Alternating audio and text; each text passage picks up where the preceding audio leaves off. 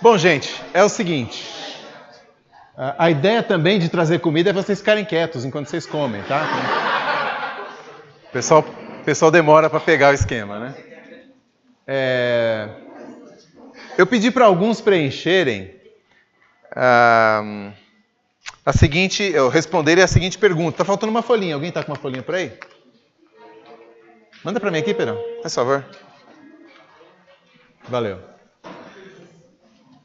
Eu pedi para alguns responderem a seguinte pergunta. Situações em que eu me questionei se era correto participar como cristão que eu sou. Ou que me questionaram se era correto eu estar participando. E aí, então, tivemos algumas respostas aqui. Por exemplo, alguns filmes, a pessoa colocou no plural, então ela deve ter passado por isso em algumas situações. Festa de Halloween. Alguns shows, né? Talvez não todos, mas alguns tipos de shows. Um bar. Festa junina. Confraternização da empresa, onde o foco acaba sendo outro, envolvendo bebidas, música e mais algumas coisinhas. Greve na facul, alguém que estuda em faculdade pública, com certeza. Cerveja.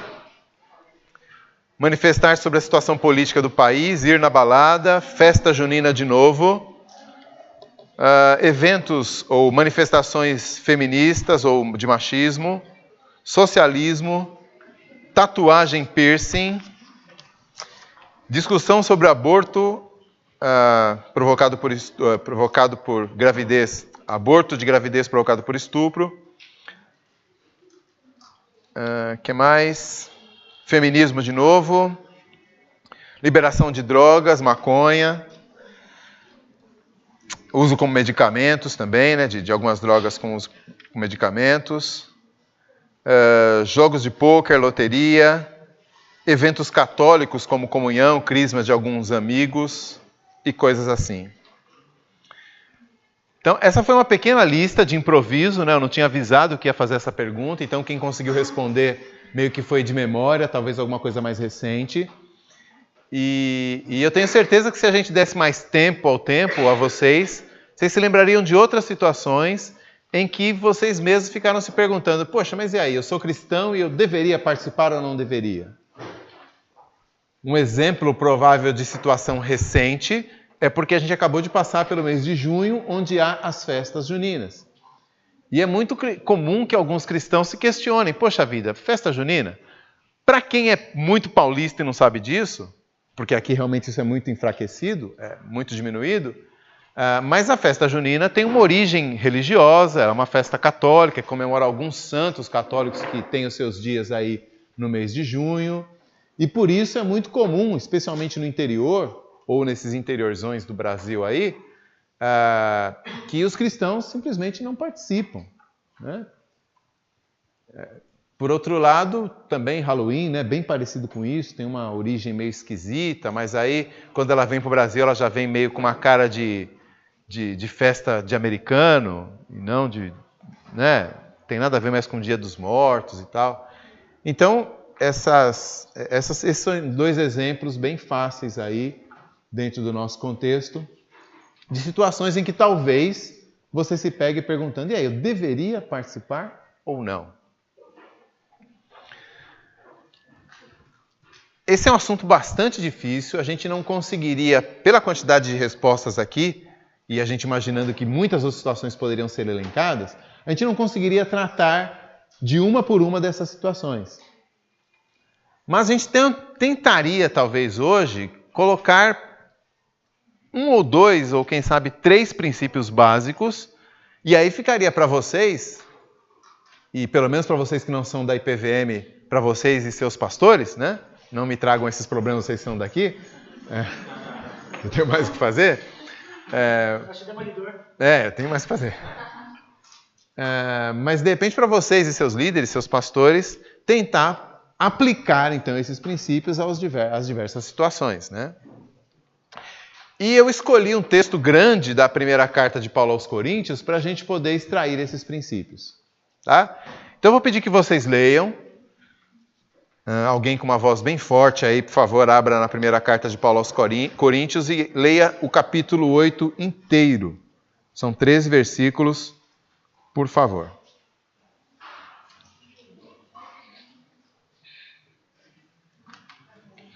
Primeira carta de Paulo aos Coríntios, alguém com uma voz forte, leia o primeiro capítulo inteiro. No que se refere a coisas sacrificadas a ídolos, reconhecemos que todos somos senhores do saber. O saber ensoberbece, mas o amor edifica. Se alguém julga saber alguma coisa, com efeito não aprendeu ainda como convém saber. Mas se alguém ama a Deus, esse é conhecido por ele. No tocante à comida sacrificada a ídolos, sabemos que o ídolo de si mesmo nada é no mundo e que não há senão um só Deus. Porque ainda que há também alguns que se chamem deuses, quer no céu ou sobre a terra, como há muitos deuses e muitos senhores, todavia para nós há um só Deus, o Pai, de quem são todas as coisas e para quem existimos. E um só Senhor, Jesus Cristo, pelo qual são todas as coisas, e nós também por ele. Entretanto, não há esse conhecimento em todos, porque alguns, por efeito de familiaridade, até agora com o ídolo, ainda comem dessas coisas como a eles sacrificadas. E a consciência destes, por ser fraca, vem a contaminar. Não é a comida que nos recomendará a Deus, pois nada perderemos se não comermos, e nada ganharemos se comermos. Vede, porém, que esta vossa liberdade não venha, de algum modo, a ser tropeço para os fracos. Porque se alguém te vir a ti, que és dotado do saber, à mesa, em templo de ídolo, não será a consciência do que é fraco induzida a participar de comidas sacrificadas a ídolos? E assim, por causa do seu saber, perece o irmão fraco, pelo qual Cristo morreu. E deste modo, pecando contra os irmãos, golpeando-lhes a consciência fraca, é contra Cristo que pecais. E por isso, se a comida serve de escândalo a meu irmão, e nunca mais comerei carne, para que não venha a escandalizar. Isso. E agora, alguém, de repente para descansar a irmã, mas também com voz forte, leia no capítulo 10, do versículo 14 até o 33. Portanto, meus amados, fugid da idolatria. Falo como criteriosos, julgai vós mesmos o que digo. Porventura, o cálice da bênção que abençoamos não é a comunhão do sangue de Cristo? O pão que partimos não é a comunhão do corpo de Cristo?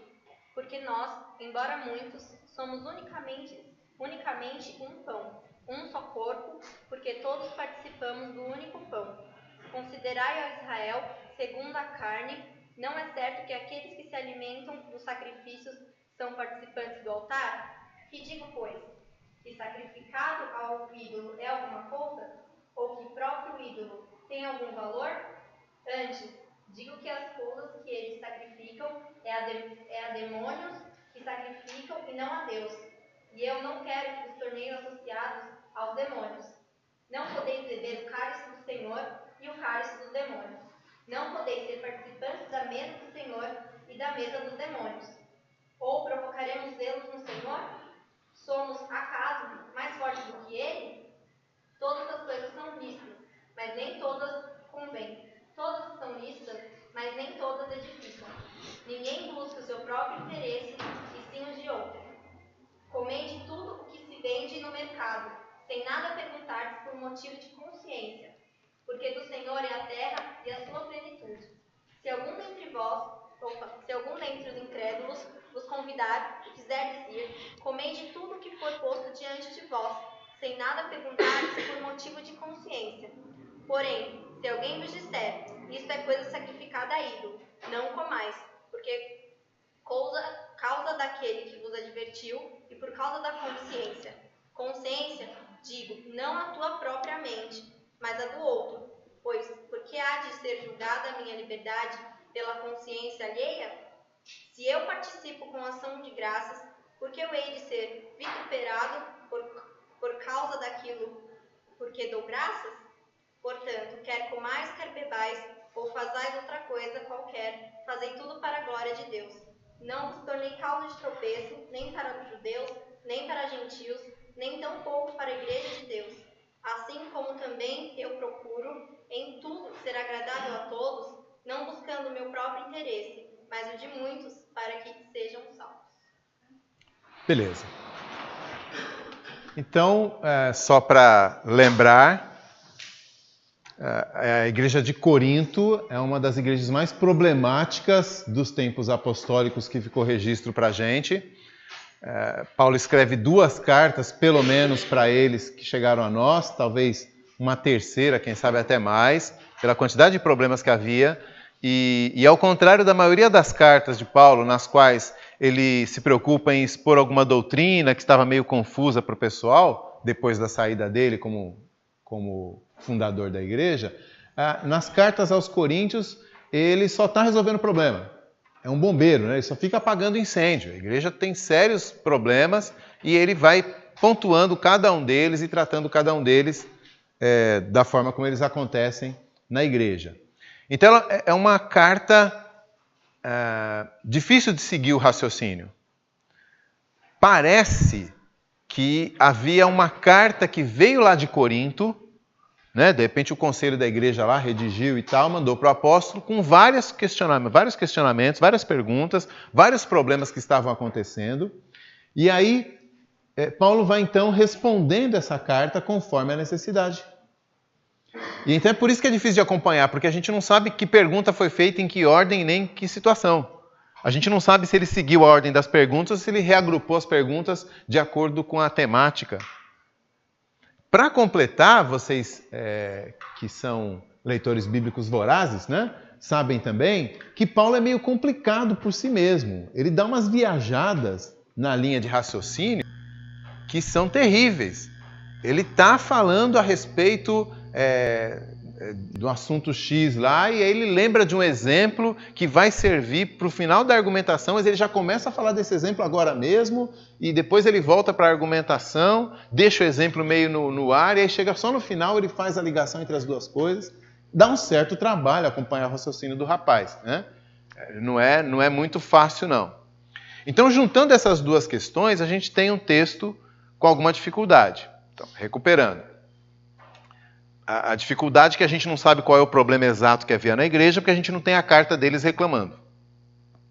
A dificuldade é que a gente não sabe qual a ordem das coisas, né? Por que Paulo sai tanto da linha e volta depois de um tempo. E essa dificuldade do próprio jeito que o apóstolo Paulo tem de se expressar e de ensinar, que faz essas, que a gente chama de digressão, né? Você sai do assunto, volta lá, faz um parênteses gigantesco, depois você volta para onde você deixou o assunto e assim por diante. Então, há algumas dificuldades para a gente interpretar esse texto. Vamos tentar fazer o melhor possível com o que a gente tem de certeza por aqui. Então, o nosso texto começa com Paulo falando assim, no tocante, né, ou seja, no que se refere à carne sacrificada aos ídolos. Então, obviamente, aí dá para perceber que ele está entrando em um ponto que tinha sido levantado pela carta deles. Então, ele está tratando de vários assuntos. Né? Olha, vocês me perguntaram sobre o culto, então a respeito do culto eu tenho isso aqui para dizer. Vocês me perguntaram sobre a cor da parede, então sobre a cor da parede é isso aqui. Agora ele vai falar sobre o assunto que eles levantaram. Quanto à carne sacrificada aos ídolos, vamos tratar desse assunto. Ele começa a tratar desse assunto a partir da reclamação que houve lá, do problema que havia na igreja. E o que ele diz, ou melhor, antes até de vermos o que ele diz sobre o assunto, há um outro detalhe aqui que eu tinha me esquecido. Quando a gente vê no primeiro versículo aqui, sabemos que todos temos conhecimento, todas as vezes em que ele diz sabemos nesse texto, na verdade na carta aos Coríntios, você tem que acender uma luz amarela, pelo menos de alerta. Veja, a cidade de Corinto ficava muito próxima de Atenas, eram gregos. Eles eram os caras filósofos, eles eram os caras acadêmicos, eles eram os caras que liam muito, eles eram os caras que, né, que você gostaria de tê-los lá no seu grupo de trabalho lá na faculdade. Eram os caras realmente, né, Caxias. Ok. Uma parte dessa mentalidade grega, ou melhor, essa mentalidade grega deles veio com eles para dentro da igreja. Claro, ninguém, né, tem uma chavezinha seletora que muda completamente o passado, o histórico e o conhecimento quando entra para a igreja. Né? Então eles vieram com essa carga, com essa mentalidade que valorizava a filosofia, o conhecimento, o saber, como os gregos faziam. Então, essa mentalidade, o problema é que essa mentalidade, quando chega na igreja, ela encontra algumas barreiras. Ou ela se transforma numa barreira para algumas realidades cristãs.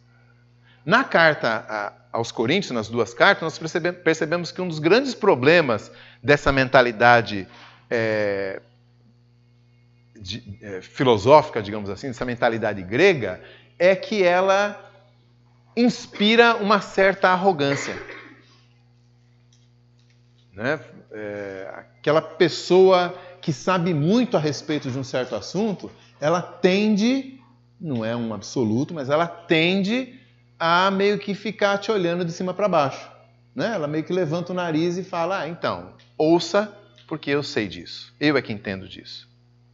Como isso não era pontual para os gregos, mas era uma mentalidade, o que aconteceu? Na igreja de Corinto, havia algumas pessoas, claro, algumas pessoas mais simples, como em toda igreja tem, mas havia aquelas pessoas mais estudadas, já com maior conhecimento filosófico. E então elas trouxeram essa arrogância para o dia a dia delas como cristãs. Então elas eram muito chegadas a dizer assim, eu sei, eu conheço, eu tenho sabedoria, eu tenho conhecimento. Então, quando no nosso texto Paulo diz assim, sabemos, ele possivelmente não está dizendo assim, é uma coisa que nós sabemos mesmo, a palavra de Deus nos diz, Deus já nos revelou que as coisas são assim. É muito mais provável que Paulo esteja sendo, talvez até irônico, dizendo assim, então, como vocês são tão sabichões, como vocês sabem de tudo, com certeza vocês sabem disso que eu vou falar. Né? É também provável que na própria carta dos Coríntios, naquela carta que eles levantaram os problemas, é possível que em alguns momentos eles mesmos dissessem assim, nós sabemos muito bem que as coisas são assim. Quer dizer, eles estão ali pedindo ajuda por apóstolo, mas ao mesmo tempo talvez eles estejam pedindo ajuda ao apóstolo, dizendo assim, na verdade nós temos o controle da situação, nós já sabemos de tudo. Então quando ele diz sabemos, luzinha amarela, talvez haja alguma coisa aí que na verdade eles não estavam sabendo. E que ele vai dizer em seguida, ou que ele vai desdizer em seguida. Então, nosso texto começa, quanto à carne sacrificada aos ídolos, sabemos que todos temos conhecimento. E aí você se pergunta, mas se todos temos conhecimento, por que eles estão perguntando uma coisa para o apóstolo? Se todos temos conhecimento, por que eles estavam tendo problemas com isso? Percebeu? Que esse sabemos não é bem sabemos? E aí ele diz em seguida, no primeiro versículo, o conhecimento dá ocasião à arrogância, mas o amor edifica. É nessa carta, capítulo 13, em que Paulo vai falar a respeito do amor, depois de mostrar para os coríntios o quanto a arrogância deles também se manifestava em relação aos dons espirituais. Né? Lembra lá? Um falava em línguas, outro era profeta e tal, todo mundo queria um dom mais aparecido do que o outro, e isso trouxe problemas para a igreja. E lá também ele fala, sabemos, mas pelo jeito vocês não estão sabendo de nada, né? Quem quiser saber mesmo, vista-se de humildade para saber alguma coisa. Então, esse é o contexto dentro do qual Paulo está tentando resolver esse problema. Bom, versículo 2. Se alguém supõe conhecer alguma coisa, ainda não conhece. Então, o primeiro ponto que ele levanta aqui é o seguinte, olha, vocês estão certos quando vocês dizem que ir até o templo ou ir até o mercado, ou em qualquer outra situação, comer comida sacrificada a ídolos, vocês estão certos, vocês realmente têm muito conhecimento, vocês sabem que não tem nada a ver. Ele nem está afirmando isso, ele está apenas concordando com o que eles já diziam na carta deles. Paulo, nós sabemos que não tem problema. O problema é com esse pessoalzinho que fica reclamando, mas nós sabemos que isso não tem problema. Nós somos bons nesse negócio. Então, ele começa falando a respeito desse problema na igreja, e ele concorda, olha, realmente, versículo 4 de novo, sabemos que o ídolo nada é. Vê quantas vezes ele repete? Porque eles mesmos diziam, nós já sabemos a solução do problema. O ídolo não é nada, comer comida sacrificada ao ídolo também não tem nada, Deus é um só, nós sabemos de tudo, Paulo. Aí Paulo, tudo bem, beleza, vocês sabem de tudo. Ok, eu estou concordando com vocês que as coisas são assim mesmo. Há vários supostos deuses, diz Paulo, né? No céu, na terra, embaixo da terra. Tem um monte de gente, tem um monte de seres aí que são chamados de deuses e um monte de gente chamando esses seres de deuses, né? No entanto, para nós, versículo 6, há um só Deus, o Pai, de quem todas as coisas procedem, para quem vivemos. Um só Senhor Jesus Cristo, pelo qual todas as coisas existem, por meio de quem também existimos. Entretanto, versículo 7, nem todos têm esse conhecimento. Então, não vista de uma vez a camisa, achando que realmente Paulo está dizendo, vocês realmente são muito conhecedores, mas tem um pessoalzinho ignorante. Lembra que ele está usando de ironia. Ele está pegando o argumento deles e depois ele vai usar contra eles mesmo na sequência, né? Mas enfim, ele pega essa ideia, esse conceito de alguns, talvez a elite lá da igreja de Corinto, de que eles sabiam fazer as coisas que eles tinham conhecimento, e de que havia algumas pessoas com problemas, mas o problema era delas, a elas é que faltava conhecimento. E Paulo vai acompanhando essa ideia, mas ele então começa a fazer algumas ponderações. Então, ponderações muito pastorais, viu? Ele diz assim, olha gente, tudo bem, vocês podem fazer qualquer coisa? Ok. Havia até um trecho lá na carta deles, né, que eles diziam assim, olha, nós podemos todas as coisas. Mas Paulo diz assim, é certo, vocês podem todas as coisas, mas nem tudo convém. Então percebe que ele concorda, mas ele, na verdade, ele só está usando as palavras deles contra eles mesmos para mostrar o quanto eles estão sendo incoerentes com a fé cristã, especialmente com o amor cristão, que é o ponto-chave depois na frente da carta. Então ele começa com a ponderação pastoral dele. Olha, tudo bem, eu entendi o argumento de vocês, faz sentido, Deus é um só mesmo. Se Deus é o único verdadeiro, então os deuses falsos a quem os gregos sacrificam seus alimentos e consagram seus alimentos, esses deuses falsos não existem de verdade. Os ídolos são falsos, não tem nada ali. Então, realmente, tudo bem. Aparentemente está tudo ok. Mas, em primeiro lugar, ponderação pastoral, não há esse conhecimento em todos. No versículo 7 ele até fala assim, até agora, quer dizer, alguns até agora ainda não têm esse conhecimento. Então, a primeira ponderação é que os problemas espirituais existem, os problemas espirituais que os mais fracos, que é a expressão que ele usa, estão passando, esses problemas são reais. Tem gente que ainda não está acostumado com essa história, tem gente que ainda não acompanha, tem gente que como ele diz em outro texto, né? Tem gente que vai se escandalizar. Então, por mais que eu me sinta livre e né, tá tudo dominado, eu estou entendendo tudo, eu sei de tudo, eu preciso levar em consideração que existem pessoas mais fracas que não me acompanham, que não compreendem da mesma forma que eu e que vão ter problemas espirituais. Então, há uma conclusão provisória dessa ponderação pastoral, que está no versículo 13, quase no finalzinho do capítulo 8 aí, quando ele diz, é por isso que se a comida fizer o meu irmão tropeçar, nunca mais comerei carne. Ele aplica, claro, a si mesmo, ele usa a primeira pessoa do singular, mas é claro que ele está se colocando como padrão que deveria ser seguido por aqueles irmãos. Então, olha, tudo bem, eu concordo com vocês que em si mesmo não há problema em participar disso. Vocês vão lá no templo pagão, né? Tá rolando lá uma quermesse, vocês vão, comem a pipoca lá na quermesse, né? Comem o doce de abóbora e tal, a canjica. Não tem nada ali mesmo. Né? Quem é Aparecida? Quem é João? Quem é Antônio? Nada. Tranquilo. Comam e fiquem satisfeitos com isso. No entanto, há outros aspectos a serem observados.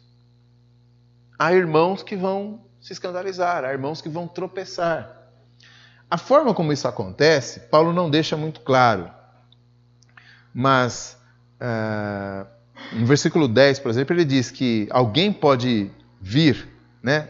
Alguém pode vir a ti, que tens conhecimento, comendo à mesa do templo de ídolos, e ser incentivado na sua falta de consciência, na sua falta de firmeza, a também comer. Mas qual é o problema? Se não tem nada ali, se a comida sacrificada a ídolo não tem problema nenhum, ele que coma comigo.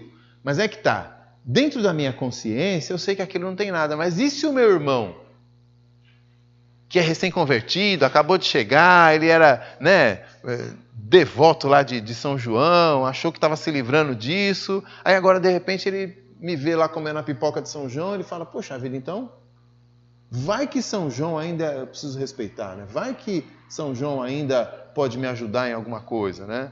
Vai que ele tem que ser respeitado de alguma maneira. Vai que eu preciso de alguma reverência. Será que é isso? Ou então, talvez ele olhe para mim e fale assim, poxa vida, aquele irmão lá na igreja, ele fala que é livre, fala que só Cristo, não sei o quê, mas está aqui prestando reverência a São João comendo a pipoca dele. Então, talvez ele não tenha tanta liberdade assim, ele também está preso em São João, como eu também estou. A gente não sabe direito qual é a psicologia da coisa, né? Como é que se dá na cabeça do mais fraco, porque Paulo não descreve. Mas alguma coisa pode acontecer e na sua falta de conhecimento, falta de experiência, ele pode vir a fraquejar na fé, a tropeçar na caminhada, a pisar na bola. Bom, a questão é a seguinte.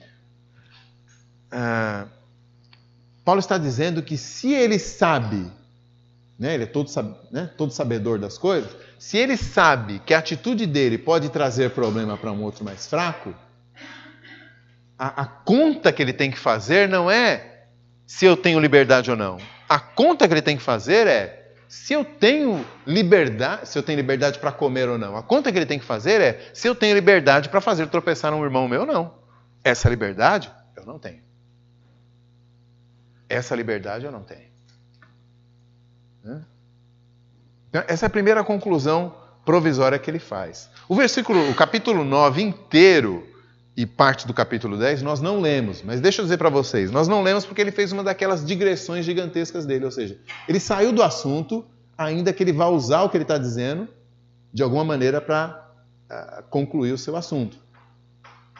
Além do mais, quando ele dá essas viajadas, essas digressões, muitas vezes é porque aquele assunto particular que ele está tratando, ele percebe que ele tem ramificações ou raízes em outras questões, e ele já vai apontando como é que as duas coisas se conectam.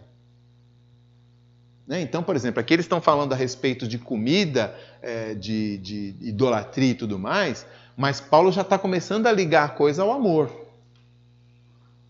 Né? Então, ele já vai mostrando que, na verdade, o problema deles não era apenas um problema teológico, mas um problema, não é apenas um problema alimentar ou teológico, mas um problema de falta de amor com o irmão. Então ele já vai começando a fazer essas ligações que depois ele fecha mais para frente. Mas então, a digressão que ele faz no capítulo 9 é de um exemplo pessoal.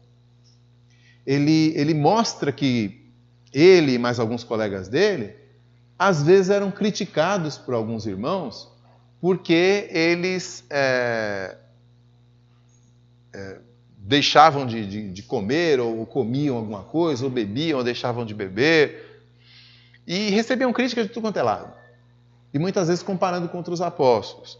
E aí ele diz, por exemplo, no capítulo 9, versículo 3 e 4, que a gente não leu, ele diz assim, essa é a minha defesa com os que me acusam. Não temos nós o direito de comer e beber? Não temos nós o direito de levar conosco uma esposa crente, como também fazem os demais apóstolos, os irmãos do Senhor, e Cefas, né, que é Pedro? Ou será que somente eu e Barnabé não temos o direito de deixar de trabalhar pelo sustento financeiro? Ele se defende de algumas acusações. Possivelmente eram acusações que eram feitas por alguma liderança dentro da igreja de Corinto. Mas ele liga isso com o assunto que ele está tratando. Porque, veja, o assunto que ele está tratando é o seguinte. Você que é conhecedor e que está comendo lá, o churrasco lá no templo grego, você está sendo criticado por alguém porque você está comendo isso. E aí Paulo tira um exemplo pessoal. Ele fala assim, por exemplo, eu também sou criticado como apóstolo. Mas a minha defesa é que nós temos sim esse direito. Essa é a primeira parte da defesa. O que nos dá já de saída uma aplicação, né? Paulo está dizendo mais ou menos o seguinte: olha, você que tem essa liberdade de consciência para comer, se você for ser criticado por isso, você deve também se defender. Você deve chegar lá e dizer assim: olha, irmão, é o seguinte, eu estou comendo porque o ídolo nada é. Olha, pega lá na Bíblia e mostra e tal, porque só existe um Deus e tal. Ao invés de permitir que aquilo se transforme numa coisa maior, vai lá e resolve a situação. Um pouco abaixo, ele continua na sua digressão, falando no capítulo 9, versículo 22, ele diz o seguinte: fiz-me tudo para com todos, com o fim de, por todos os modos, salvar alguns. Esse é o outro lado da moeda. Ele diz assim: ainda que eu me explique, ainda que eu me defenda, ainda que eu esclareça a situação para aquele que me critica, no final das contas, para mim prevalece o amor. Se eu insistir em fazer aquilo que eu sei que eu sou livre para fazer, em detrimento do meu irmão ou para prejuízo do meu irmão, eu deixo de fazer e pronto. Mas eu faço isso por amor dele, para que ele seja beneficiado, né, para de todos os modos salvar alguns, que é o que ele diz no versículo 22. Então, os dois lados da moeda. Eu me explico, mas se for o caso, eu estou disposto a abrir mão do meu tal direito para benefício do meu irmão que não entende. A segunda digressão que ele faz no capítulo 10, no começo do capítulo 10, é uma menção, uma referência ao Antigo Testamento. Ele lembra aos irmãos que no Antigo Testamento os israelitas, depois de passarem pela nuvem, né, passarem pelo mar, na saída lá do Egito, né, você que assistiu a novela na Record sabe do que eu estou falando. Você que lê a Bíblia também. Foram menos que riram, hein? Vocês estão fogo. A novela todo mundo assiste. E aí então esse povo, logo depois de ver tudo isso, eles fazem uma bobagem gigantesca. Eles fazem uma festa para um ídolo. Se você vai lá no Antigo Testamento e dá uma lida lá em Êxodo, você percebe que a proposta de Arão, o irmão de Moisés, era oferecer para eles uma visualização do Deus invisível que libertou eles do Egito. Faz um bezerro de ouro. Ele não está dizendo, olha, bezerros são seres celestiais. Ele não virou hindu da noite para o dia. Né? Não é uma vaca sagrada. É só a ideia de que, vocês querem adorar o Deus que libertou vocês? Então, está aqui, são esses aqui. Mas Deus ficou furiosíssimo, você lembra? Né? Deus fala, faz o seguinte, Moisés, né, vou pegar seus filhos, deles eu faço um povo como eu fiz com Abraão, vou começar do zero, vou matar todo esse pessoal aí. E Moisés, então, intercede pelo povo e não permite. Né? Então, Paulo tira desse exemplo, dessa ilustração lá do Antigo Testamento, e ele diz assim, no versículo 7 do capítulo 10, não vos torneis idólatras, como alguns deles, porquanto está escrito, o povo assentou-se para comer e beber e levantou-se para divertir-se. Espera aí, Paulo, mas você não disse que quando a pessoa vai lá no templo e come, ele não tem parte nenhuma com aquilo? Ele só foi lá, fez o churrasco dele e não está nem aí se o ídolo está lá pendurado, se o ídolo está no pedestal dele. Ele tem consciência. Ele é um cristão. Pelo jeito não é tão simples assim. Paulo diz, olha, não quero que vocês se façam idólatras, sendo o povo de Deus, como os judeus, os israelitas, se fizeram idólatras também sendo o povo de Deus. E ele ainda acrescenta, não ponhamos o Senhor à prova, no versículo 9, né? Não tentemos a Deus, em outras palavras. No versículo 10 ele ainda diz, não murmureis, como alguns deles murmuraram. E tira uma aplicação desse exemplo no versículo 12. Aquele que pensa estar em pé, cuidado para que não caia. Qual é o segundo ponto aqui Para que serve essa digressão? Então, a primeira digressão, ele tirou duas aplicações, né? Olha, eu particularmente, quando sou acusado, né, de não estar sendo correto, sendo que eu sei que eu estou correto, eu me explico para a pessoa, eu me justifico para a pessoa. Né? E por amor àquele que está reclamando, eu vou e explico. Mas, se nem isso resolver, eu estou disposto a abrir mão do meu direito em favor do próximo. Isso é amor. Depois que ele vai falar que isso é amor, mas ele já está ilustrando. Nessa segunda digressão, lá do Antigo Testamento, ele também parece nos dar duas lições. A primeira delas é: ser povo de Deus não te torna imune à idolatria. Então tome cuidado. Não é tão simples quanto você achou que era de princípio. É possível que Paulo estivesse falando que aquele irmão mais fraco, ao me acompanhar, caísse em idolatria? Até é. Mas não parece que é o fluxo da coisa, do argumento dele. Parece mais provável que ele está... Primeiro ele disse para aquele cheio do saber: tudo bem, você está certo, pode ir lá e comer sua carninha. Mas agora ele diz: mas será que está tão fácil assim para você? Ele continua se dirigindo para o mesmo público, aquele dotado de saber, que talvez não saiba tanto quanto acha que sabe. E aí ele diz: bom, mas se há um perigo de que naquelas coisas que parecem tão inocentes eu acabe caindo em idolatria, como Israel fez, então o perigo é grande, porque com Deus não se brinca.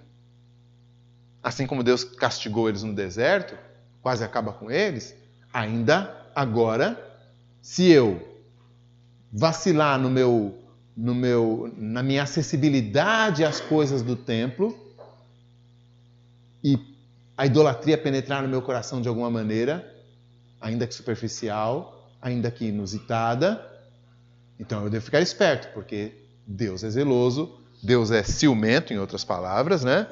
E ele não pode ser colocado à prova, né? Eu não devo ficar tentando a Deus. Por isso, então, ele termina: aquele que está de pé, percebe como ele continua falando para os caras sabidões? Ele não está falando com o fraco. Ele está falando com os caras que se acham. Aquele que está de pé, vede, fique esperto, fique atento, para não cair também. No começo ele tinha falado para o cara espertão, para aquele pessoal sabedor, para eles se preocuparem em não ser causa de tropeço para o mais fraco. Agora ele está dizendo que aquele fortão, aquele espertão, aquele que é livre para fazer tudo, também pode cair. Não são só os fracos que caem. Na verdade, aqueles que se acham muito fortes, talvez estejam mais propensos ao tropeço do que aqueles que são frágeis. Justamente porque eles vão desabridamente, ousadamente, e vão fazendo tudo o que eles pensam que podem.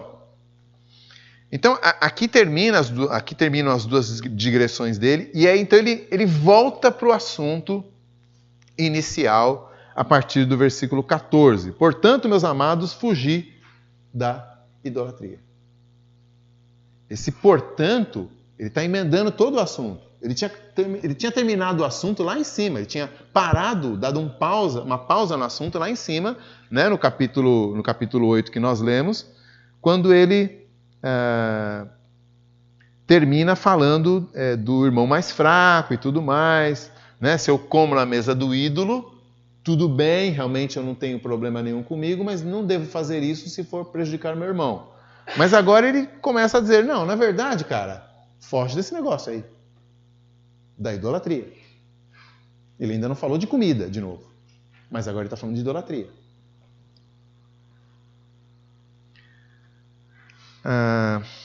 Ok, então, portanto, meus amados, fugi da idolatria, versículo 14. Fujam, né? Fujam da idolatria, versículo 14. E aí ele continua falando a esses espertões aí no versículo 15. Então, a primeira argumentação. Concordo com vocês. Não pega nada. Ídolos não são de verdade. Aquela comida é só comida mesmo. A carne não muda, não deixa de ser carne. Concordo com vocês. Só que ele faz aquelas ponderações pastorais. Agora, a segunda coisa que ele diz é que, versículo 20, olha a diferença. Digo que as coisas que eles sacrificam, sacrificam-nas a demônios e não a Deus. E não quero que tenhais comunhão com os demônios. Aqui é um pouco difícil a gente entender se Paulo está falando do mercado, do templo pagão, ou se ele continua fazendo aplicação daquilo que os hebreus fizeram lá no deserto. Porque eles também sacrificaram ao bezerro de ouro. Então é possível que ele esteja falando assim, olha, continuando lá no exemplo do bezerro de ouro, eles estavam sacrificando a demônios. Pô, mas não foi Arão que pegou o ouro deles mesmo ali e montou? Cadê o demônio? Né? Tem invocação do mal, quem tá, né? Tem um poltergeist, entrou ali sem ninguém ver. Não, ele está dizendo que os demônios instrumentalizam aquela bobagem para seu benefício, para o próprio benefício deles e para prejudicar a igreja, o povo de Deus. Isso foi muito efetivo no deserto. Eles, achando que estavam cultuando o Deus de Moisés, na verdade estavam blasfemando contra o Deus de Moisés, ao fazerem um ídolo. Quem é que estava instrumentalizando aquela situação? Demônios. Essa é a ideia. E possivelmente uma ideia que dá para aplicar, ou que Paulo queria aplicar, à situação contemporânea lá dos coríntios, quando eles iam até o mercado ou até o templo pagão para comerem. Então, não é tão simples assim, vai lá e come desde que ninguém esteja vendo. Aquilo que você come, aquele lugar onde você está, aquela festa que foi feita, aquele sistema que está por detrás, ele é usado por demônios. Então, guarde os seus pés aí, guarde algum cuidado, acende uma luzinha vermelha aí, porque a coisa não é tão simples assim. De novo, ponderação pastoral. No versículo 16 do capítulo 10 que a gente leu, Paulo diz que ele faz uma analogia, né? Ele diz assim, olha, quando nós estamos lá na nossa igreja e tomamos a Santa Ceia, nós não estamos partilhando das bênçãos e da presença de Cristo em nosso meio? Não é essa a ideia? Né? Vocês não estão... o cálice da bênção que abençoamos não é a comunhão do sangue de Cristo? O pão que nós partimos também não é a comunhão do corpo de Cristo? Né? Versículo 16, ele faz essa pergunta retórica, obviamente,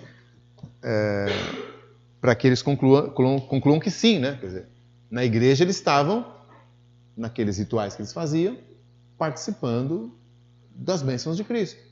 Por exemplo, então, qual é o cabimento, qual é a harmonia, como é que encaixa que eu, num momento, esteja participando das bênçãos da presença de Cristo e, no momento seguinte, esteja participando daquilo que simboliza e retrata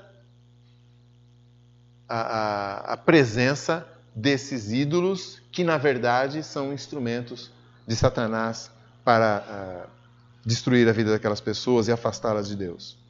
Então, não cabe essa comunhão entre o altar do Senhor e a idolatria. Lembra? O gancho para falar de idolatria é a comida. Mas aqui ele fala mais da idolatria do que da própria comida. Nesse trecho. Ele vai voltar a falar de comida daqui a pouquinho. Então a conclusão que ele tira aí dessa ponderação pastoral e dessa comparação entre o cálice do Senhor e o cálice dos demônios, né, no versículo 21 aí, e 22, é a seguinte: vocês não podem beber do cálice do Senhor e do cálice de demônios, não podem participar da mesa do Senhor e da mesa de demônios, ou será que estamos provocando os ciúmes do Senhor? Né? Por acaso somos mais fortes do que Ele?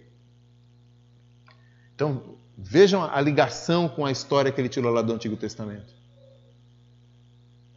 Foi isso, em outras palavras, ele está dizendo o seguinte: foi isso que os israelitas foram fazer. Eles acharam que estava tudo bem, mas para Deus não estava.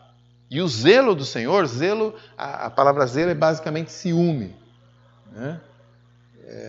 Então, os meninos aí que namoram, só de ouvir falar de ciúme, eles já ficam arrepiados, já sentem que é um negócio negativo, né? As meninas acham a coisa mais normal. Mas quando a palavra ciúme se refere a Deus, é por isso que eles traduzem por zelo, mas é a mesma coisa, a palavra em si é a mesma, ciúme. Mas é que o ciúme do Senhor, ao contrário do ciúme da sua namorada, já que você é um santo, o ciúme do Senhor, ele é justo, porque ele de fato comprou o povo dele com o sangue do filho dele, e esse povo não pode pertencer a mais ninguém. Ele não admite isso. Mesmo porque esse pertencimento a qualquer outro vai trazer a destruição daquilo que ele comprou com o sangue do filho, né? Então, não provoque o zelo do Senhor participando da idolatria. Último ponto. A partir do versículo 25, Paulo, de novo, agora ele sai de vez da digressão e volta de vez para o primeiro assunto. Mas ele volta para o primeiro assunto, a sua discussão está, digamos assim, alimentada por tudo isso que ele falou antes. Certo? Você não volta zerado do ponto onde ele parou a discussão. A digressão toda foi alimentando a discussão. Então ele volta do versículo 25 dizendo o seguinte: comei de tudo que se vende no mercado sem nada perguntar por motivo de consciência. Opa, de novo é aquele Paulo liberal lá do começo, né? Parece que toda a discussão que ele fez, ele não está mais levando em conta. Pois do Senhor é a terra e a sua plenitude. Então tudo é de Deus, tudo é de vocês, fiquem à vontade. Se algum incrédulo vos convidar e quiser dizer, comei de tudo que vos for servido, sem nada perguntar. O que isso significa? Porque, até onde a gente sabe, boa parte do que se era oferecido aos deuses lá nos templos, os deuses não comiam. Basicamente, a gente tem quase certeza disso, né? Mas veja bem, no sacrifício do Antigo Testamento, lá dos hebreus, eles sacrificavam os animais, uma parte era queimada até virar pó no altar, e uma parte, o sacerdote cortava ali, feito um açougueiro, e levava para casa para ele comer. Todo mundo sabia, não era escondidinho, vou aproveitar aqui e tal. E, inclusive, em algumas partes, o próprio ofertante comia. Tinha algum sacrifício que tinha que ser comido quase completamente. Ali, faziam uma mesa, né, alguma coisa assim e tal, e sentavam ali na frente do templo, com a família, o sacerdote vinha, todo mundo comia. Então, o hebreu nunca teve a ideia de que Deus se alimentava de alguma maneira dos carneiros, bodes, cabritos e pombas que eles levavam para o templo. Não é como um cara que põe uma galinha preta numa encruzilhada, uma farofa e uma cachaça, e depois passa por lá e fica todo feliz porque Exu recebeu a oferta dele, né? Mal sabe ele que tem um mendigo ali do lado arrotando, bêbado, feito um gambá e de barriga cheia, né? Não faz nem ideia. Né? O cara faz um barquinho, põe lá no mar, né? E Iemanjá tem que levar o barquinho. Se o barquinho voltar, Iemanjá não recebeu ainda. O hebreu nunca teve essa ideia. Mas então, voltando. Lá entre os pagãos, é possível que a ideia deles fosse mais ou menos parecida, né? A gente oferece, mas a carne fica lá, claro. Né? A carne fica lá. E talvez o templo, os administradores do templo, vendessem essa carne no mercado. Até para fazer um caixa, né? E agora, você vai no mercado, você vai lá no açougue, vai lá no sonda lá da loja sonda lá de Corinto, e você compra uma carne. Você não sabe se a carne foi oferecida ou não. Mas como, voltando ao começo da conversa, o ídolo nada é e o alimento oferecido para o ídolo nada é, você compra, come, faz seu churrasco e não está nem aí. Mas Paulo levanta uma possibilidade. Tá, você tem liberdade para fazer isso, a tua liberdade está cerceada por aquele irmão que pode te ver comendo e cair, né, numa situação de conflito de consciência, e aí você explica para o irmão por que você faz isso, de repente você ganha a consciência dele, liberta ele daqueles mimimi dele, mas se ele não se conseguir sair daquelas prisões de consciência, você devolve sua carne. Fala, não, tá bom, então a gente não come, tranquilo, vamos fazer uma sopa de legumes aqui, tá tranquilo. Mas agora ele levanta uma outra possibilidade. E se você for na casa de alguém e a pessoa faz a comida para você. E o cara é pagão. É o teu vizinho lá do condomínio, tal, né? Você deu um folheto para ele, levou lá um cada dia para ele, chamou ele para ir no Akedá, né, tal. E o cara te chama para ir na casa dele. Claro. Você está sendo tão legal com ele, botou o nome dele, o nome do filho dele que estava com bronquite, você botou no boletim de oração da sua igreja e tal. Tá tudo isso acontecendo e ele te chama para ir almoçar na casa dele. E aí você vai. Paulo fala, vai sem problema nenhum. A gente sabe que ele é pagão, a gente sabe que ele vai comprar comida lá no mercado. Talvez ele até compre a comida especificamente porque é sacrificada. Talvez ele tenha preferência, né? Uma comida benzida. Olha que beleza, né? Foi sacrificado para Diana. Então é uma comida até mais, né? Vai trazer até mais sustância, sei lá o que ele podia pensar. Enfim, ele leva essa comida para casa, te convida para comer, você vai lá e come sem perguntar nada, sem motivo de consciência nenhum. Mas aí Paulo levanta a seguinte possibilidade, versículo 28. Mas se alguém vos disser, isto foi oferecido em sacrifício, aí complicou a tua vida de novo. Aí você tem de novo que ponderar e aí você talvez não deva comer. Mesma situação, uma situação parecida com a primeira lá. Na primeira, você sabe que pode comer, mas tem um irmão que se vir você comendo, ele talvez vá voltar para ele vai entrar num sincretismo misturando o cristianismo com o paganismo dele de antes. Ou talvez ele desconfie que você não que a tua libertação em Cristo não aconteceu de verdade porque você está preso ainda naqueles ídolos, ou qualquer outra coisa assim. Então você esclarece, mas se não der certo, você abre mão. Agora esse segundo caso é parecido. Você está entre pagãos, né? Pessoas que não são cristãs, eles não têm nenhuma preocupação com isso, na verdade eles até preferem comer comida sacrificada a ídolos, porque eles acham que vai dar uma turbinada, mas o cara sabe que você é crente. Você deu um cada dia para ele, né? Você convidou ele para ir no Akedá, você orou pelo filho dele, ele sabe que você é crente. E aí ele fala assim, cara, mas você está comendo isso aí? Mas isso aí veio lá do templo de Diana. Aí agora Paulo não manda nem você esclarecer nada, ele fala assim, não coma. Por que a diferença? No capítulo 9, aí que a gente não chegou a ler, versículo 19 até o 22, ele diz o seguinte, aquela hora que ele está dando o exemplo pessoal dele. Versículo 19 até o 22. Pois sendo livre de todos, ele está se colocando no mesmo patamar do pessoal sabidão lá de Corinto, certo? Sou livre. Sendo livre de todos, tornei-me escravo de todos para ganhar o maior número possível. Para judeus, tornei-me judeu, para ganhar os judeus. Para os que estão debaixo da lei, como se eu estivesse debaixo da lei, embora eu não esteja, para ganhar os que estão debaixo da lei. Para os que estão sem lei, como se eu mesmo estivesse sem lei, não estando sem lei, para com Deus, mas debaixo da lei de Cristo, para ganhar os que estão sem lei. Para os fracos, tornei-me fraco, para ganhar os fracos. Tornei-me tudo para com todos, para, de todos os meios, vir a salvar alguns. Faço tudo por causa do Evangelho, para dele me tornar coparticipante. Na verdade, o próprio trecho que a gente leu aí, o capítulo 10, ele termina com palavras muito parecidas. Ele diz assim, versículo 32, capítulo 10. Não vos torneis motivo de tropeço, nem para judeus, nem para gregos, nem a igreja de Deus. Assim como em tudo eu também procuro agradar a todos, pois não busco o meu próprio bem, mas o de muitos, para que sejam salvos. Então, qual é a diferença desse terceiro princípio aqui, terceiro e último princípio? Ele diz o seguinte, olha, eu volto a insistir. A comida, o ídolo, o templo, nada disso vale nada para mim que sou livre em Cristo. Mas, talvez a minha liberdade possa impedir ou servir de obstáculo ou empecilho para alguém se achegar a Cristo. Esse cara que me convidou está me testando.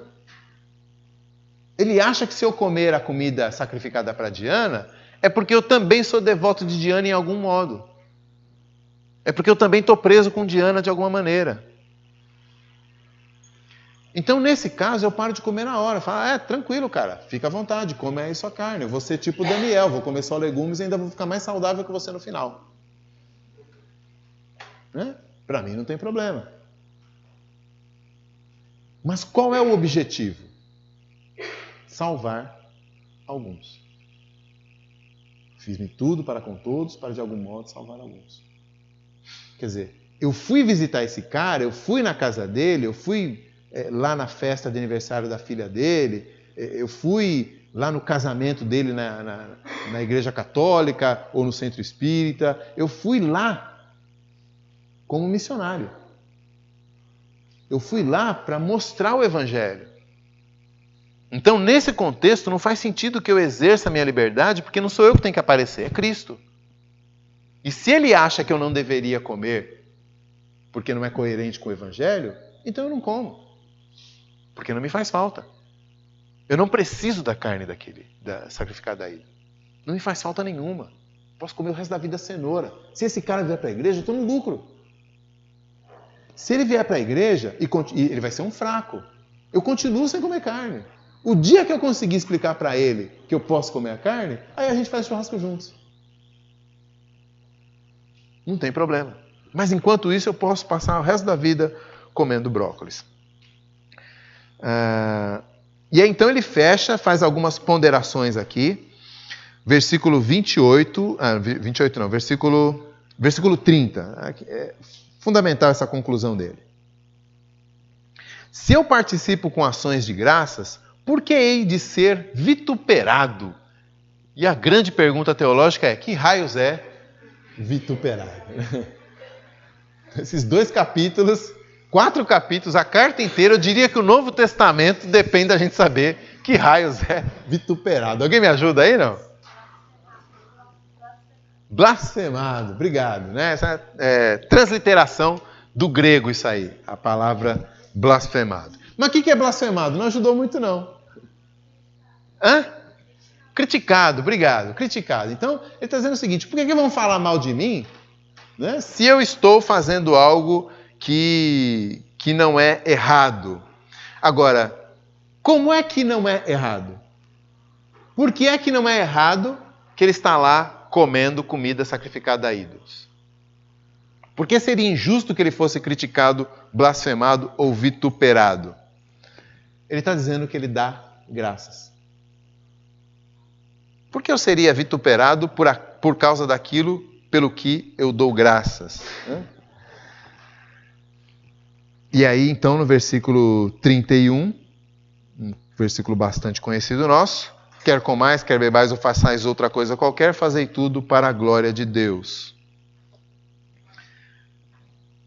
E como isso é meio que uma conclusão, depois ele faz a aplicação, né, de fazer de tudo para ganhar alguns, sem trazer escândalo, eu diria que a gente pode fazer uma conclusão geral de tudo, antes da gente tentar fazer aplicações mais particulares, dizendo o seguinte.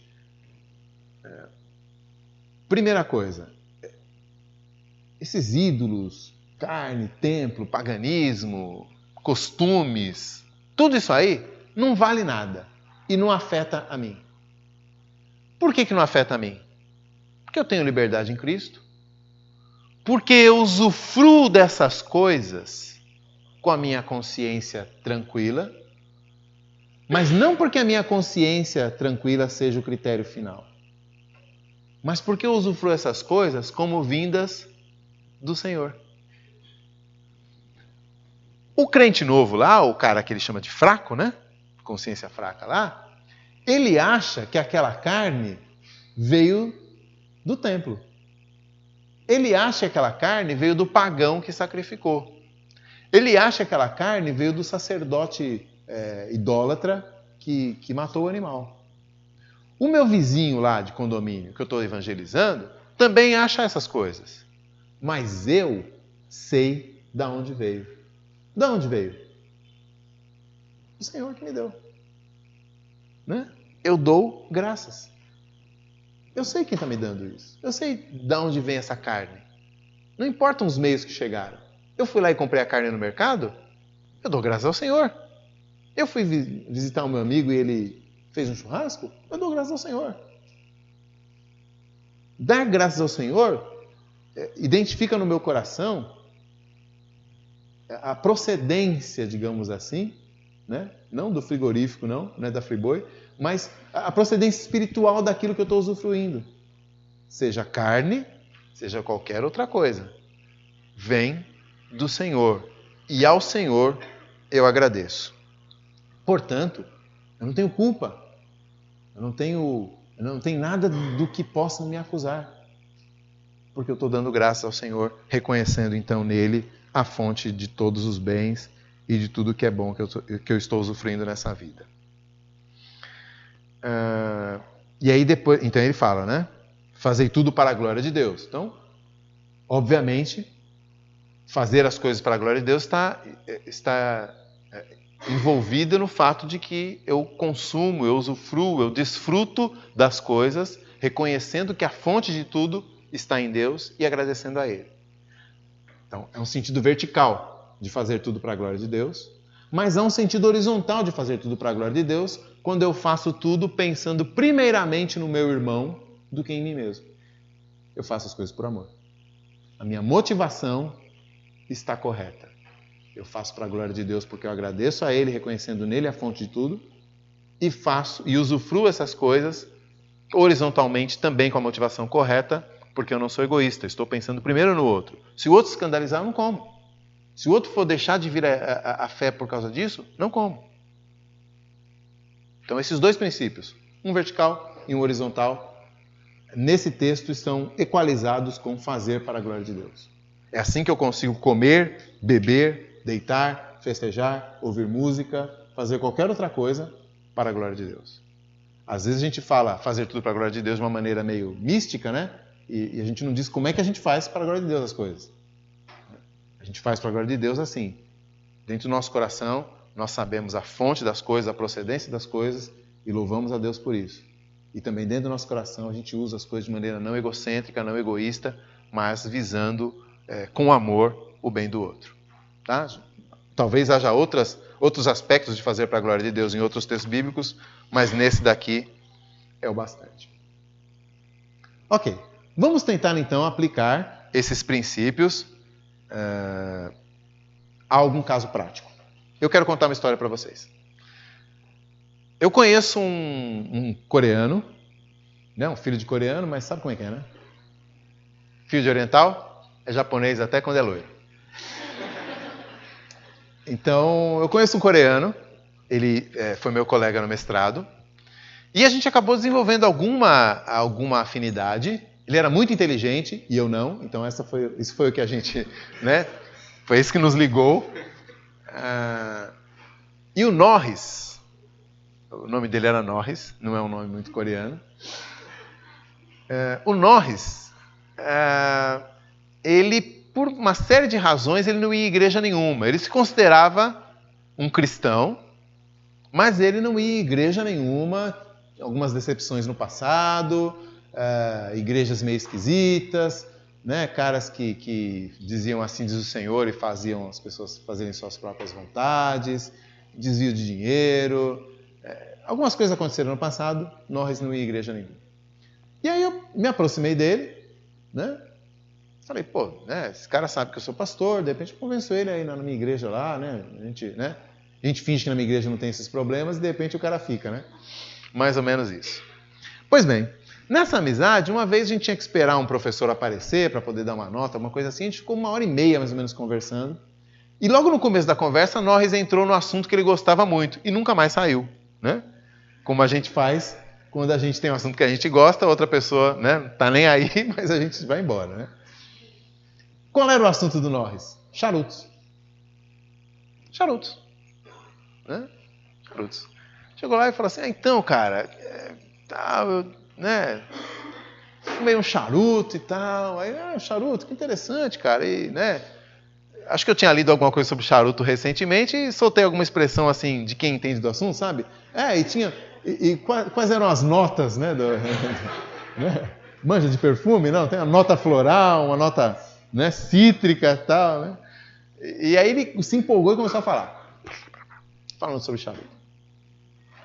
Bom, vocês acham que charuto se encaixa de alguma maneira no que a gente acabou de ler, não? Né? Particularmente não conheço nenhum texto bíblico que diga não fumarás charuto. Não conheço. Né? E ele me explicava, né? Pô, você não traga, você apenas degusta a fumaça e tal. É parecido com vinho, né? A forma como você degusta o vinho, você solta ali a fumaça na língua, e aí tem o cubano X, o brasileiro não vale nada e tal, não sei o quê. E eu espantado com a empolgação dele com aquilo, porque né, nunca me ocorreu, né? E aí fiquei sabendo um monte de coisa sobre charuto. E descobri, por exemplo, que ele tinha um cortador de charuto. Sabia que tem que ter um cortador de charuto, né?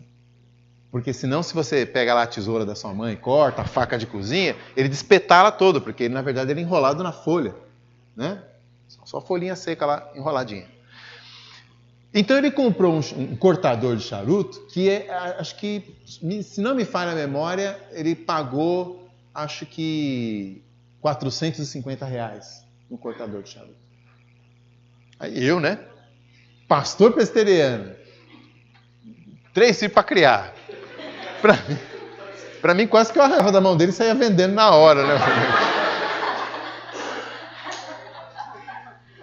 E aí, então, ele me falou, mas ele falou no seguinte sentido, eu comprei esse daqui, cara, mas eu não vejo a hora de trocar por um bom cortador.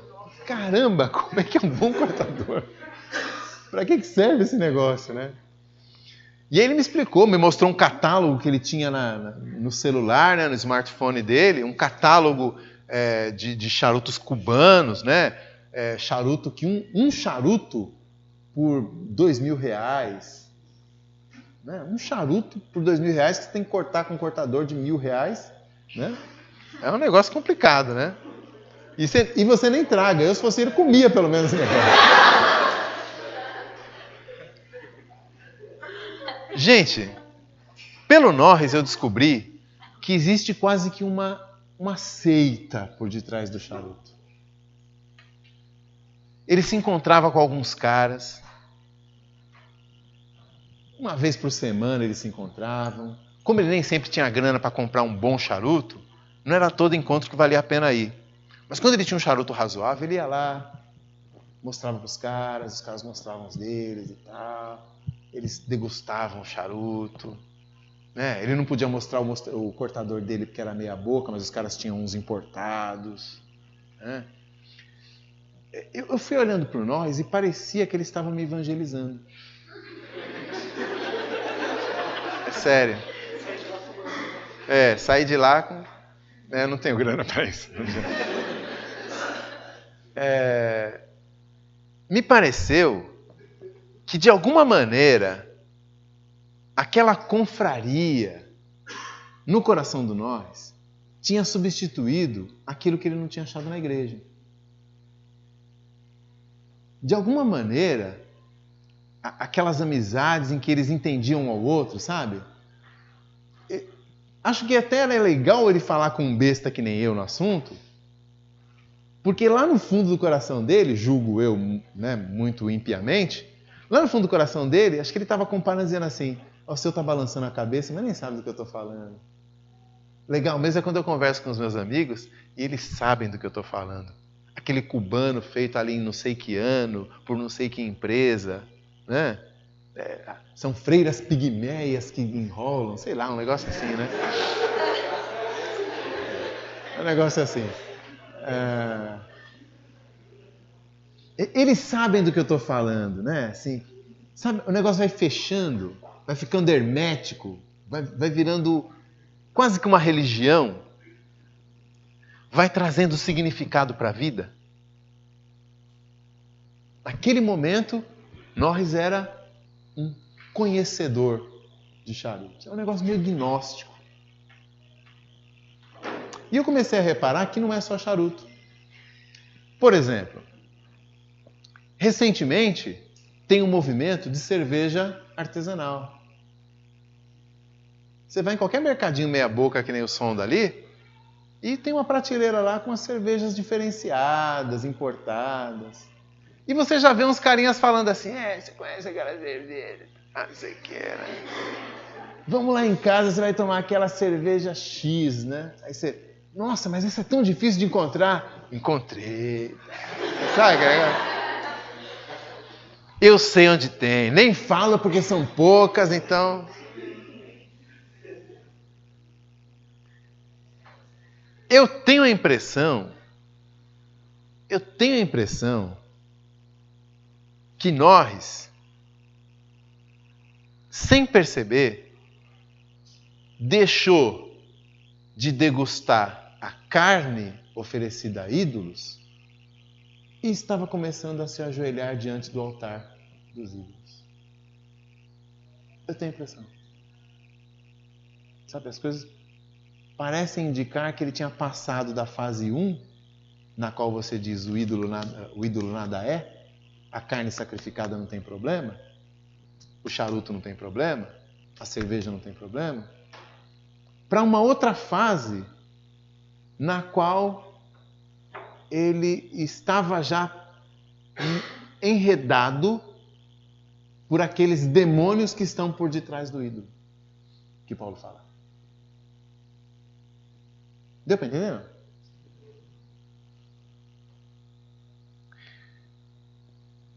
Claro, eu podia dar um exemplo mais básico, né? Por exemplo, você pode ir lá e tomar o quentão e comer a paçoca na festa junina, já que a festa junina apareceu umas 3 vezes aqui, né? Agora, você precisa tomar cuidado para que você não esteja, de alguma maneira, agradecendo a Santo Antônio por causa daquilo. Mas me parece tão longe da nossa realidade que não ia acrescentar nenhuma informação a vocês. A questão é como é que a gente vive num mundo em que tudo, absolutamente tudo, é oferecido a ídolos. Não no sentido de Santo Antônio, mas no sentido da confraria, do charuto, no sentido do status que oferece. Né? Ter o carro X ou o celular Y é alguma coisa? Paulo diria assim, celulares e carros nada são. Mas quem está de pé, vede para que não caia. Há demônios por detrás.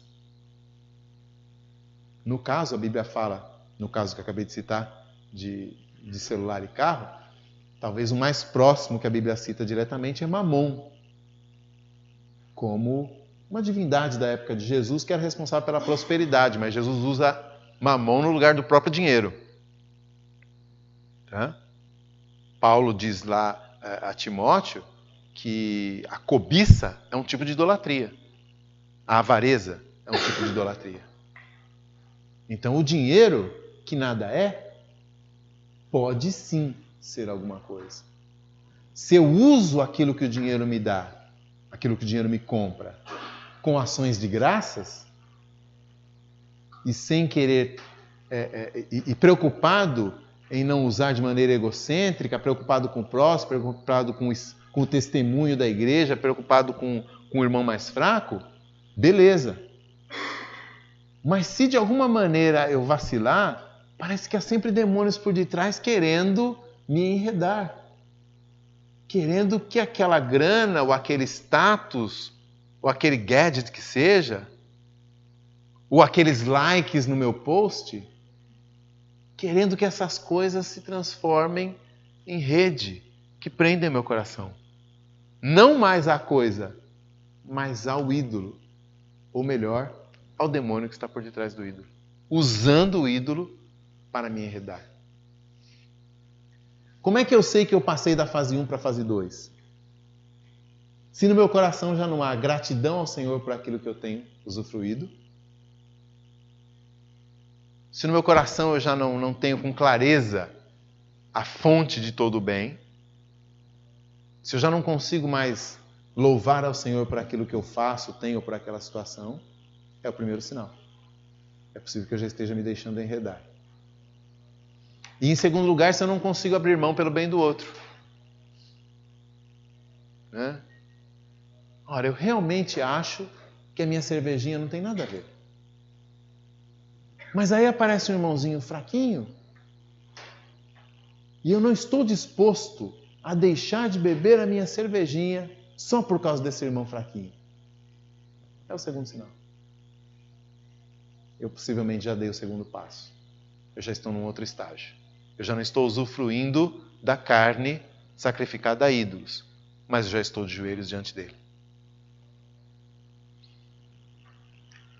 Bom, eu me propus apenas a trazer os princípios, e estou trazendo alguns exemplos no final, e espero que vocês consigam abstrair agora esses princípios e aplicar em outras áreas. Eu posso aplicar esses princípios de discernir o que é liberdade do que é a atitude cristã, né, de humildade em ceder o direito. Eu posso discernir o que é apenas usufruir do bem e me ajoelhar diante do ídolo. Eu posso discernir essas coisas em várias áreas da vida. No trampo, nos estudos, na família, namoro, casamento, sexualidade, prosperidade, status, em várias áreas. Aparência, né? Moda, roupa, opinião dos outros, cargo na igreja. Qualquer uma dessas coisas eu posso usufruir para a glória de Deus ou posso usufruir de maneira que os demônios enredem meu coração. Então não é fácil. Não é tão fácil quanto parece de primeira vista. Na verdade, dá um certo trabalho. Exige um certo estado de alerta constante. Em que eu pego o bolo, não preocupado exatamente se Santo Antônio está olhando ou não, mas preocupado com a glória de Deus, com o bem do próximo e com o meu próprio andar. Porque quem está de pé tem que ficar esperto para não cair. Se você tiver depois curiosidade de tentar aplicar uma dessas situações, a gente bate um papo particularmente, ou se você tiver outras situações que você gostaria de tentar aplicar esses princípios, me procura e a gente bate um papo e tenta fazer essa aplicação pontualmente, tá bom? Que Deus os abençoe, que vocês possam ser luz no meio das trevas, porque foi isso que Jesus nos chamou a ser. Bom?